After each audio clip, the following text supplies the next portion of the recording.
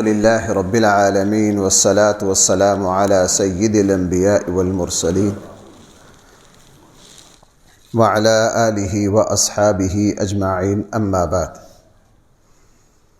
18ویں پارے کا خلاصہ یہ ہے کہ 18ویں پارے کے شروع میں قرآن کریم نے یہ اعلان فرمایا کہ کامیاب لوگ کون ہیں، اور اس کے بعد ان کی صفات ذکر کی۔ یہ صفات ایسی جامع ہیں جو مسلمان اپنے اندر ان کو پیدا کرے گا۔ رسول اللہ صلی اللہ علیہ وسلم نے فرمایا کہ وہ جنت کا مستحق ہوگا۔ حدیث میں ہے کہ حضرت عائشہ رضی اللہ عنہا سے سوال کیا، اللہ کے نبی کے خلق اخلاق کیسے تھے؟ خلق اس عادت کو کہا جاتا ہے جو انسان کی طبیعت کا حصہ بن جائے۔ سوال یہ کیا گیا حضرت عائشہ رضی اللہ عنہا سے کہ اللہ کے نبی کی عادت اور طبیعت اور اخلاق کیا تھے؟ حضرت عائشہ رضی اللہ عنہا نے فرمایا کہ جو کچھ تم قرآن میں پڑھتے ہو وہ سارے کے سارے رسول اللہ صلی اللہ علیہ وسلم کے اخلاق تھے، یعنی پورے قرآن کریم میں جو کچھ بیان کیا گیا ہے وہ رسول اللہ صلی اللہ علیہ وسلم کی طبیعت کا حصہ تھا۔ اور اس کے بعد پھر حضرت عائشہ رضی اللہ عنہا نے یہی 18ویں پارے کی آیات تلاوت کر کے سنائی کہ یہاں جو کچھ بیان کیا گیا ہے وہ حضور کے اخلاق تھے اور رسول اللہ صلی اللہ علیہ وسلم کی طبیعت کا حصہ ہے۔ پارے کا آغاز یہاں سے کیا گیا، قد افلح المؤمنون، یقیناً کامیاب ہو گئے وہ لوگ جو ایمان لائے۔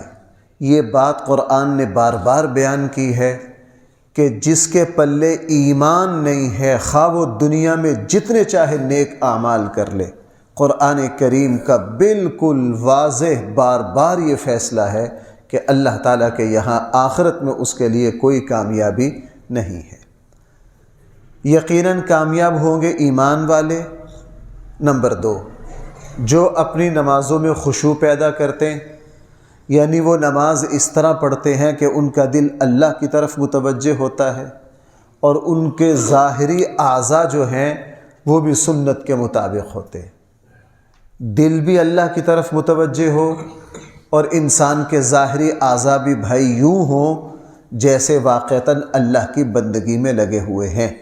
رسول اللہ صلی اللہ علیہ وسلم آپ اور آپ کے صحابہ کی جو نمازیں ہم تک پہنچی ہیں وہ نماز بہت اطمینان سے اور خشوع سے پڑھا کرتے۔ فرمایا کہ کامیاب ہیں وہ لوگ جو زکوٰۃ ادا کرتے۔ زکوٰۃ ادا کرنا، نماز پڑھنا، قرآن ان دونوں باتوں کو ملا کے ذکر کرتا۔ اقیموا الصلاۃ آتوا الزکاۃ، نماز کو قائم کرو اور زکوٰۃ کو ادا کرو۔ کامیاب لوگوں کی ایک علامت یہ بیان کی ہے کہ وہ فضول باتوں سے بچتے ہیں۔ فضول بات کسے کہا جاتا ہے؟ جس کا دنیا اور دین کے اعتبار سے کوئی فائدہ نہ ہو، وہ اپنا وقت ضائع نہیں کرتے، اپنی زندگی کے لمحات کو بیکار نہیں چھوڑتے۔ اسی طرح کامیاب وہ لوگ ہیں جو اپنے آپ کو بے حیائی سے بچاتے ہیں، نکاح کے دائرے میں رہتے ہیں اور اپنے آپ کو ہر طرح کی بے حیائی سے بچاتے ہیں۔ اور فرمایا کہ کامیاب ہو گئے وہ لوگ، وہ ایمان والے جو امانت کو ادا کرتے ہیں۔ رسول اللہ صلی اللہ علیہ وسلم نے جب بھی کوئی خطبہ ارشاد فرمایا، روایات میں آتا ہے کہ حضور علیہ السلام ہر خطبے میں اکثر یہ کہا کرتے تھے کہ جو امانت دار نہیں ہے وہ دیندار بھی نہیں ہے۔ جو امانت دار نہیں ہے بھائی وہ دیندار بھی نہیں ہے۔ رسول اللہ صلی اللہ علیہ وسلم نے فرمایا 3 نشانیاں پکے منافق کی ہیں۔ ایک حدیث میں صرف یہ ہے کہ منافق کی 3 نشانیاں ہیں، ایک حدیث میں ہے کہ جس میں یہ پائی جائیں وہ پکا منافق ہے اگرچہ وہ نماز بھی پڑھتا ہو۔ اگرچہ وہ کون کون سی 3 نشانیاں ہیں کہ جب بھی وہ کہیں بات کرے تو جھوٹ بولے، وعدہ کرے تو وعدہ خلافی کرے، اگر اس کے پاس کوئی امانت رکھی جائے تو بھائی اس میں کیا کرے؟ بددیانتی کرے۔ قرآن کریم نے یہ باتیں بیان کر کے فرمایا کہ جس کے اندر یہ خوبیاں پائی جائیں گی حقیقت میں جنت الفردوس کے یہی لوگ وارث ہیں، جنت الفردوس کے یہی لوگ وارث ہیں۔ صحابہ اکرام نے پوچھا اللہ کے نبی یہ جنت الفردوس کیا ہے؟ فردوس کا معنی ہے ایسے گھنے باغات جو بہت زیادہ ہوں، جن میں ہر طرح کا پھل، ہر طرح کا پودا، ہر طرح کا درخت ہو۔ یہ اس کا لغوی معنی ہے فردوس کا۔ صحابہ اکرام نے رسول اللہ صلی اللہ علیہ وسلم سے پوچھا اللہ کے حبیب جنت الفردوس کیا ہے؟ رسول اللہ صلی اللہ علیہ وسلم نے فرمایا یہ جنت کا سب سے اونچا مقام ہے اور اس کے اوپر اللہ کا عرش ہے۔ اس کے اوپر کیا ہے؟ اللہ کا۔ اور اس جنت الفردوس سے 4 نہریں نکلتی ہیں جو پوری جنتیوں کی جنتوں میں آتی ہیں۔ اور رسول اللہ صلی اللہ علیہ وسلم نے فرمایا کہ جب بھی تم اللہ تعالیٰ سے مانگو تو جنت الفردوس مانگا کرو۔ کیا مانگا کرو؟ جنت الفردوس مانگا کرو۔ رسول اللہ صلی اللہ علیہ وسلم کی یہ بات میں نے اس رمضان میں بار بار ذکر کی ہے کہ رمضان کی دعاؤں میں اللہ کے نبی جو کچھ مانگا کرتے تھے اس میں جنت کا سوال اور بھائی جہنم سے پناہ، جہنم سے پناہ، یہ تو بہت زیادہ رسول اللہ صلی اللہ علیہ وسلم مانگا کرتے تھے۔ قرآن کریم نے 18ویں پارے میں ایک یہ بات ارشاد فرمائی ہے کہ اے اللہ کے رسولو تم رزق حلال کا اہتمام کرو۔ مفسرین نے فرمایا کہ قرآن کریم اس بات کو ملا کر جوڑ کر کہہ رہا ہے یا ایھا الرسل کلوا من الطیبات واعملوا صالحا، رزق حلال کا اہتمام کرو، چونکہ رزق حلال کی ایک نشانی یہ ہے کہ اس سے نیک عمل کا دروازہ کھلتا ہے۔ بھائی میری بات سمجھ پا رہے ہیں؟ اس کا الٹ کیا ہوا؟ رزق حرام جو ہے، حرام کمائی جو ہے وہ آدمی کو نیکی کی طرف آنے نہیں دیتی۔ قرآن کریم نے 18ویں پارے میں ایمان والوں کی ایک خوبی بیان کی اور حضرت عائشہ کو اس پر ایک اشکال ہوا، اور اس اشکال سے میرے اور آپ کے لیے بھی ایک بہت بڑی اہم چیز اور اہم بات ہمیں سمجھ میں آ گئی۔ قرآن کریم نے ارشاد فرمایا جو لوگ اللہ پر ایمان رکھتے ہیں، آخرت پر ایمان رکھتے ہیں، اپنے اللہ سے ڈرتے ہیں، وہ جب کچھ مال خرچ کرتے ہیں تو مال خرچ کرتے ہوئے ڈرتے ہیں۔ جب یہ آیت اتری نا تو حضرت عائشہ رضی اللہ عنہا نے رسول اللہ صلی اللہ علیہ وسلم سے سوال کیا اللہ کے حبیب یہ اللہ پر ایمان بھی رکھتے ہیں، نیک ہیں، متقی ہیں، نیک عمل کرتے ہیں، جب کوئی صدقہ کرتے ہیں تو وہ ڈرتے ہیں، کیوں ڈرتے ہیں؟ کیا یہ وہ لوگ ہیں جو صدقہ کرنے کے ساتھ ساتھ گناہ بھی کرتے ہیں؟ یعنی حضرت عائشہ رضی اللہ عنہا کے سوال کا مقصد یہ تھا کہ جو لوگ نیکیاں بھی کرتے ہیں، گناہ بھی کرتے ہیں، وہ جب کوئی نیک عمل کرتے ہیں تو وہ اپنے گناہوں کی وجہ سے ڈرتے ہیں، کیا وہ لوگ مراد ہے؟ رسول اللہ صلی اللہ علیہ وسلم نے فرمایا اے صدیق کی بیٹی یہاں وہ لوگ مراد نہیں ہیں، بلکہ اللہ تعالیٰ کے جو مقرب بندے ہیں وہ جب بھی نیکی کرتے ہیں نا اس غرور کے ساتھ نہیں کرتے کہ واہ واہ مجھ سے بڑا کوئی نیک ہے ہی نہیں، بلکہ جب بھی وہ نیکی کرتے ہیں وہ اس ڈر کے ساتھ کرتے ہیں کہ پتہ نہیں ہماری نیکی قبول ہوگی یا نہیں، پتہ نہیں ہماری نیکی قبول ہوگی یا نہیں۔ اور جو واقعتاً صحیح مسلمان، دین کو سمجھنے والا، صحیح متقی پرہیزگار بندہ ہے وہ جب زکوٰۃ بھی ادا کرے گا پھر بھی ڈرے گا پتہ نہیں اللہ تعالیٰ کہ یہاں میری یہ زکوٰۃ قبول ہوگی یا نہیں۔ اور اسی لیے حضرت حسن بصری رحمہ اللہ کا ایک ارشاد ہے، حضرت حسن بصری رحمہ اللہ فرمایا کرتے تھے لوگوں ہم نے ایسے لوگ دیکھے ہیں، حضرت حسن بصری تابعی تھے تو بھائی کون سے لوگ کہہ رہے ہیں؟ صحابہ۔ تابعی کسے کہتے ہیں؟ جس نے کس کو دیکھا ہو؟ صحابی کو۔ حضرت حسن بصری کہہ رہے ہیں ہم نے ایسے لوگ دیکھے ہیں کہ تم گناہ کر کے اتنا نہیں ڈرتے جتنا وہ نیکیاں کر کے ڈرا کرتے تھے۔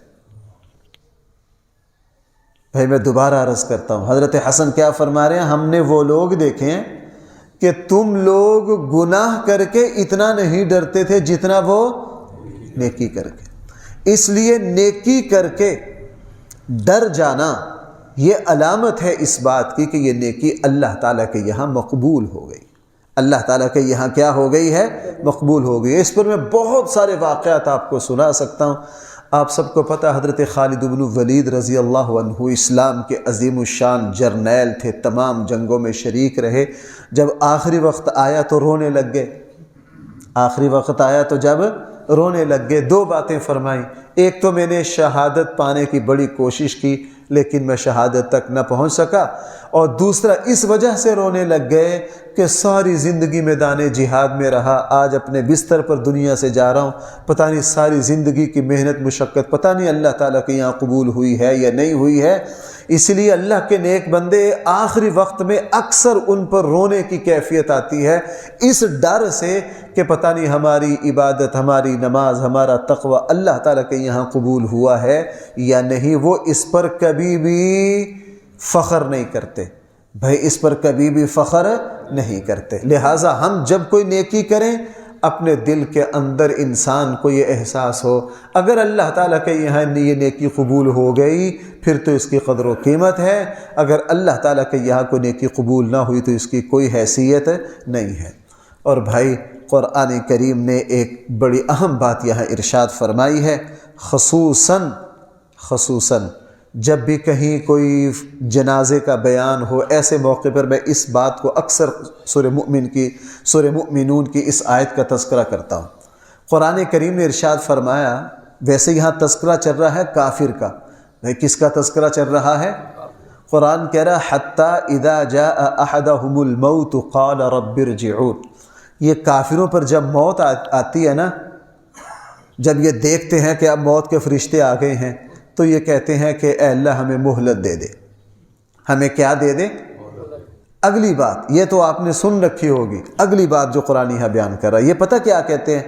لعلی اعمل صالحا فیما ترکت کلا، اے اللہ مجھے مہلت دے دے تاکہ میں نیک عمل کر لوں، ایمان لے آؤں۔ یہ نہیں کہتے کہ یا اللہ مجھے مہلت دے دے میں اپنے بیٹے سے ملاؤں، اپنے خاندان سے ملاؤں، میرا فلاں عزیز فلاں جگہ ہے میں اس سے ملاؤں۔ آخری وقت میں کافر بھی یہ کیا اٹھتے ہیں، ہمیں مہلت دے دیجئے، ہم کیا کر لیں؟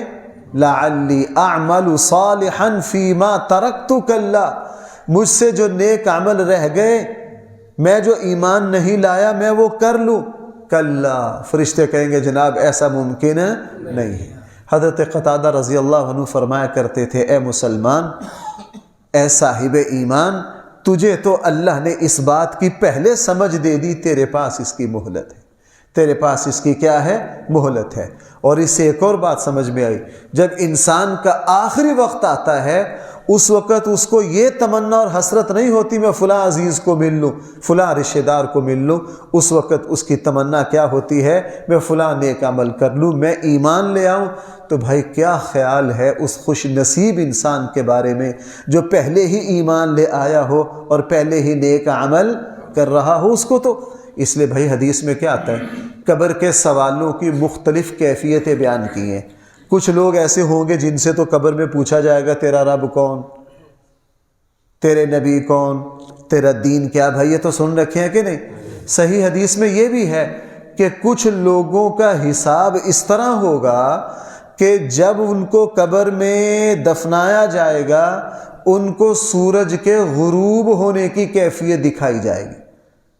بھائی کون سی کیفیت دکھائی جائے گی؟ سورج کے غروب ہونے کی۔ جیسے ہی وہ سورج کے غروب ہونے کی کیفیت دیکھیں گے اور سوال و جواب کے فرشتے اوپر کھڑے ہوں گے، وہ سورج غروب کو دیکھ کر فوراً کہے گا میں نے تو عصر کی نماز نہیں پڑھی، میں نے تو عصر کی نماز، فوراً وہ کس کی طرف متوجہ ہوگا؟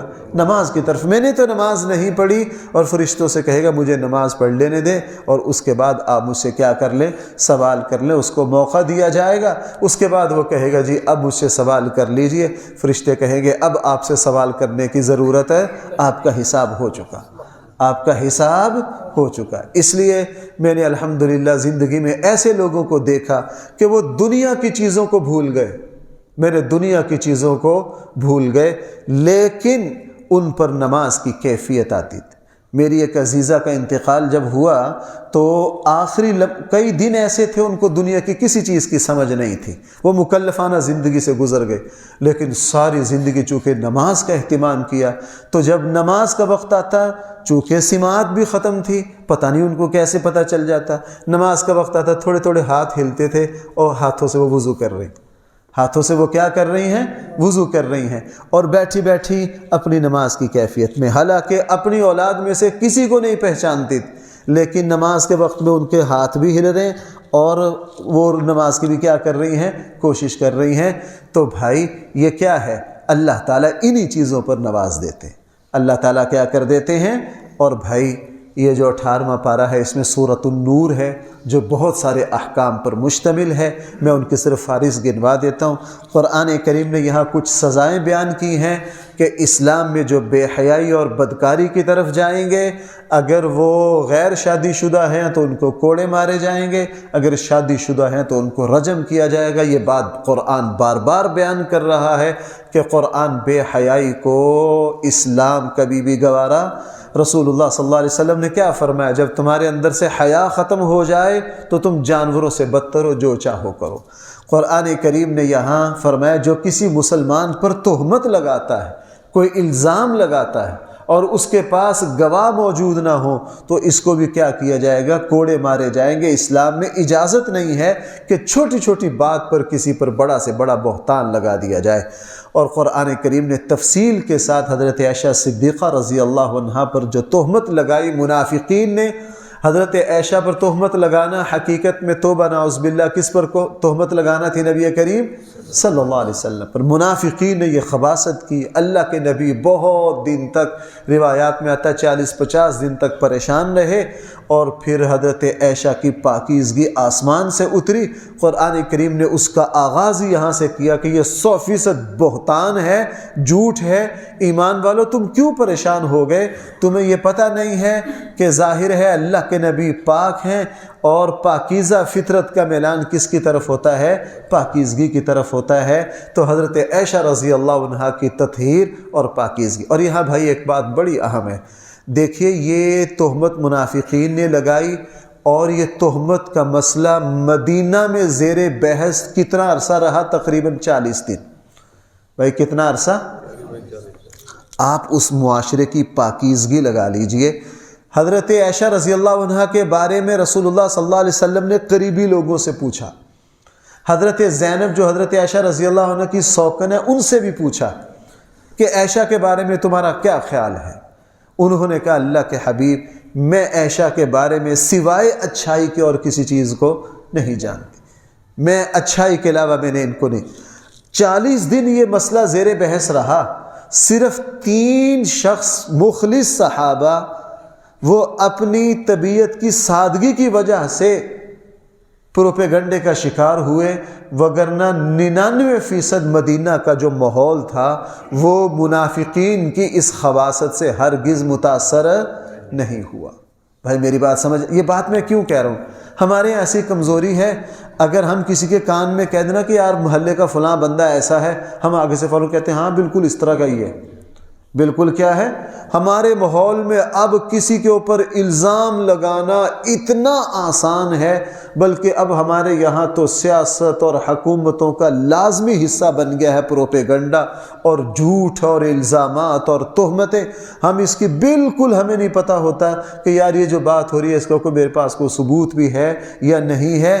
بھائیو ہم اس کو اہمیت دیں یا نہ دیں، اللہ تعالیٰ کے یہاں یہ باتیں بہت حساس ہیں کہ ہم بغیر تحقیق کے کسی کے اوپر الزام نہیں لگا سکتے۔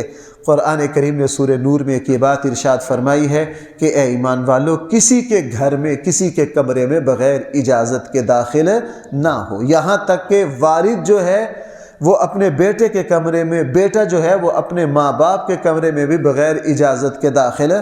ہمارے یہاں یہ فخر سے کہا جاتا ہے کہ فلاں بندے سے میرا ایسا تعلق ہے، مجھے ان کے دروازہ کھٹکھٹانے کی ضرورت نہیں ہے۔ یہ کوئی فخر والی چیز نہیں ہے، تو بد اخلاقی ہے۔ اسلام نے اجازت نہیں دی کہ بغیر اجازت کے کسی نجی خلوت کی جگہ جایا جائے۔ قرآن کریم نے ایک یہ بات ارشاد فرمائی ہے کہ اے مومن مومنات، اے ایمان والے مردوں، اے ایمان والی عورتوں، اپنی نگاہوں کو نیچا رکھو۔ اپنی نگاہوں کو کیا رکھو؟ مرد اور عورت کی تمام برائیوں کا آغاز نگاہ کے غلط استعمال سے ہوتا ہے، اس لیے فرمایا اپنی نگاہ کو کیا رکھو؟ نیچے رکھو۔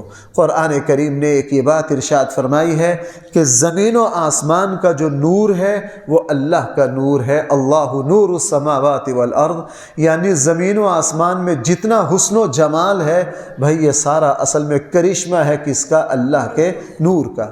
قرآن کریم نے سورہ نور میں ایک یہ بات ارشاد فرمائی ہے کہ جو صحیح ایمان والے ہیں ان کو دنیا کی مصروفیتیں اللہ کی یاد سے اور نماز سے کبھی بھی غافل نہیں کر سکتی۔ آج ہم بہانہ بناتے ہیں، میں روزہ نہیں رکھ سکتا جی، میں فلاں کاروبار کرتا ہوں، نماز نہیں پڑھ سکتا جی، میری ملازمت ہے۔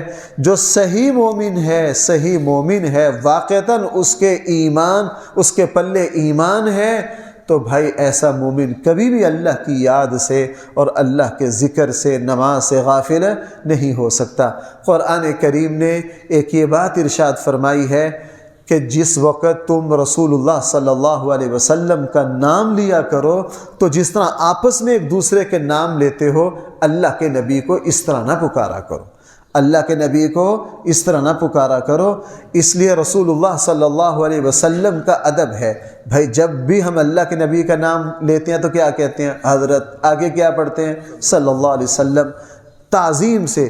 اب کوئی شخص یوں کہے، میں سمجھانے کے لیے کہہ رہا ہوں، توبہ نعوذ باللہ، کوئی یہ کہے محمد نے یہ کہا، یہ اس نے توہین کی ہے رسول اللہ صلی اللہ علیہ وسلم کی۔ نہ، اللہ کے نبی صلی اللہ علیہ وسلم کا جب بھی نام لیا جائے کوشش کی جائے کہ درود، ہر مرتبہ تو پڑھنا ضروری نہیں۔